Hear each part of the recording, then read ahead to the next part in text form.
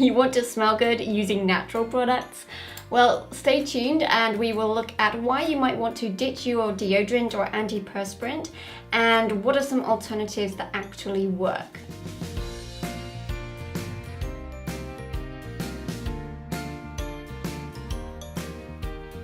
Hi, Demelza Marie here, and on this channel we're talking about health and all things related to living a natural, non-toxic lifestyle for the family and a few other things as well. So if you are interested, please hit that subscribe button and the bell for notifications on future videos, and you can check out these social media channels as well.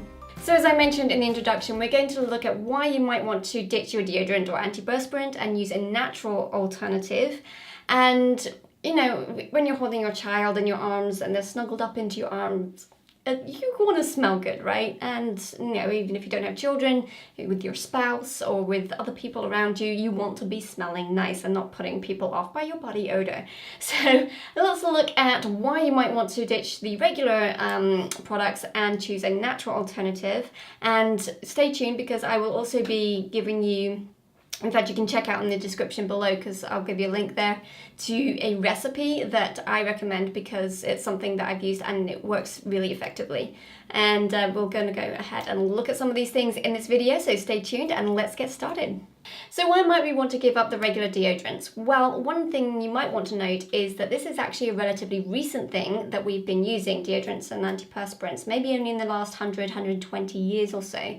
It was originally marketed to women and then later men as a way to be more socially acceptable.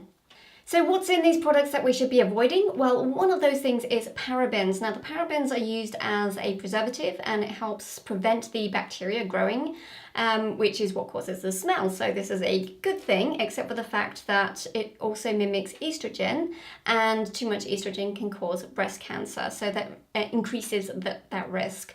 It also contains, a lot of these products contain aluminum or aluminium compounds. Now this basically is used to help block the sweat ducts so that you don't sweat as much, which again is a good thing, except for the fact that this also mimics estrogen and therefore increases the risk of breast cancer. And another thing that also messes with your hormones, actually more with the testosterone levels, is phthalates. So with all these ingredients in the products that we're using under our arms, which is a very absorbent area, we probably don't want to be using them. So we don't want to smell bad, so what alternatives are there? Well, the first thing we might want to look at obviously is clean living and a clean lifestyle. So eating well is one of the most obvious things. What we're putting in our bodies will ultimately kind of seep out of our pores. So eating good whole foods is important, and if you do have a problem in this area, you might want to look at avoiding spicy foods or strong smelling foods like garlic or even caffeinated beverages. Another thing you might want to do is, or what I would recommend doing, is having a lot of water, making sure you're well hydrated and making sure that your body is regularly flushed out. And also exercise also contributes to this. You don't want those toxins to build up, so you want to keep your body moving, and that will help reduce, again, the smells of the toxins coming out of your pores. Another thing you might want to think about is biofeedback and yoga or something like that. So if you get a nervous kind of sweat, that can help reduce that. And obviously bathing daily is recommended. Even if you don't want to have a bath every day or a shower every day, at least wash those areas that are particularly prone to getting a little bit smelly. So obviously you probably still want to use a deodorant. Now just be careful if you're buying a commercially bought one that says it's natural, that it does have ingredients that you're happy to use, because sometimes they have ingredients that you may not be happy with. So just be aware of that. The other option is to make your own. Now some people, I haven't tried this myself, will just use a dab of apple cider vinegar on their fingers and apply it, and apparently that will work. Sorry, I haven't tried it to know and tell you if it does, but you're welcome to go ahead with that. Another option is to use a paste of baking soda and water. Now, my advice on here would be not to do that because the baking soda is quite abrasive. And just to have baking soda and water, I think, would be quite abrasive under your arms and make it feel very sore. But the baking soda is a very effective way of curbing that smell. So if you're happy with that and it doesn't bother you, that is a very simple option, and you probably have baking soda in your cupboard and you can make that right now. Another option is to use basically baking soda, corn flour and coconut oil mixed together into a paste. And then you can add essential oils to that as well to make it smell whatever way you want to smell. And I used that for a long time actually. You basically put it into a container and you make a paste, and it looks something similar to this. And you apply it to your arms. Now I found that it was still quite abrasive, which is why I think just using baking soda and water would be very abrasive. So even though I was finding it helpful and it worked, I was looking for something that wasn't quite so abrasive under my arms, which was causing a little bit of soreness. So I tried another recipe I found online, which did not include the baking soda. And this is the recipe that I tried. Well, this is the result of the recipe that I tried. It actually contains beeswax, which means you can put it into a stick form. So it actually looks like a regular deodorant that we would normally have used, which actually is really nice. I bought these containers off eBay. This is actually a little bit small. It's good travel size, but you can get bigger sizes. And then it works just like a regular deodorant. You can move it up and down.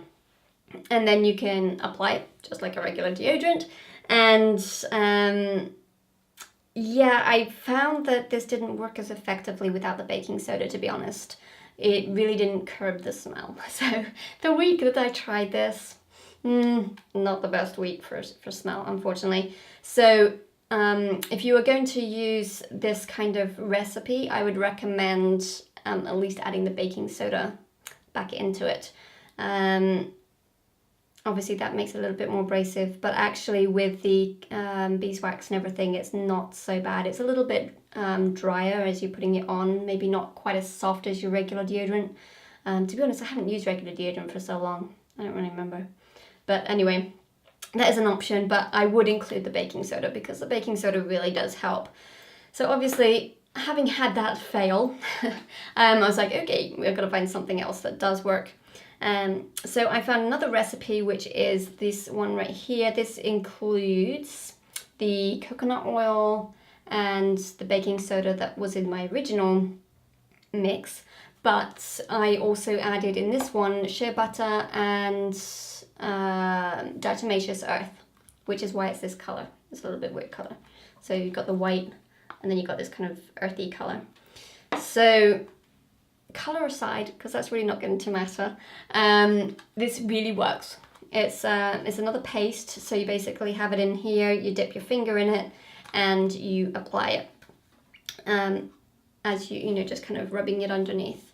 And it does leave a bit of an oily layer on your skin, I suppose, so you will need to obviously use soap and everything to wash it off afterwards, but it's really effective. I have not had a problem since I've been using it. And it's soft. The shea butter really helps counteract the abrasiveness of the baking soda. So I totally recommend this recipe. I might actually try this recipe combined with this one to see if I can make this into a stick version, but I haven't done that yet. But this one certainly it's very simple to use, very simple to make.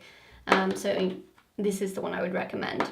Okay, so if you're interested in making your own deodorant and you would like the recipes that I've used here, this is the favorite one here and the one I would recommend as being the most effective. So I will leave a recipe for that. I will also give you the recipe for this one as well because it is nice to have a stick version. It's what we're used to. It's nice and easy and compact. And also doesn't get your hands messy either. So I will give you this version as well. Just be sure to add the baking soda. Because I think that is one of the key ingredients to actually making you smell good. And obviously you can use essential oils with them as well, and I'll give you a list of recommended oils that you might want to try to add to that mix as well. So you can get that below. I'll leave it in the description as well. It'll take you to my blog and there'll be a button there that you can just click on and download that recipe for free. Let me know in the comment section below if you have any recipes that you've tried and have worked well for you, and you can share it with the community here. And also, if you haven't already done so, there's the social media channels there where you can join the community of other people who are looking for living a natural and non-toxic lifestyle, and we can interact with each other there. And if you like this video, please hit that like button and subscribe, and we will talk soon. You might want to ditch your deodorant or antiperspirant. Ditch your perspirant.